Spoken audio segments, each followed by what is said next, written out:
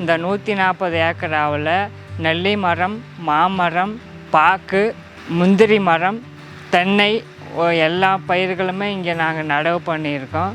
எல்லாமே வருமானம் தரக்கூடிய நிலையில் இருக்குது. 30 ஏக்கராவாக ஏக் மாடலில் ட்ரிப்பு போட்டு இப்போது வேலை முடிச்சிருக்கு. பேலன்ஸ் 70 ஏக்கராவுக்கு இப்போ ப்ராசஸிங் எல்லாம் பைப்பு லைன் எல்லாம் போட்டுட்டு இருக்காங்க.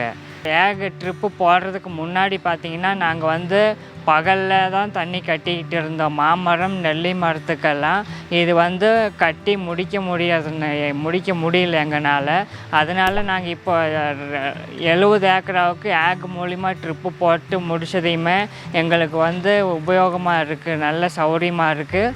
நைட்டுலேயும் ஈஸியாக கேட் வால் மாற்றிக்கலாம், செல்லுலேயே யார் வேணாலும் மாற்றிக்க முடியும்.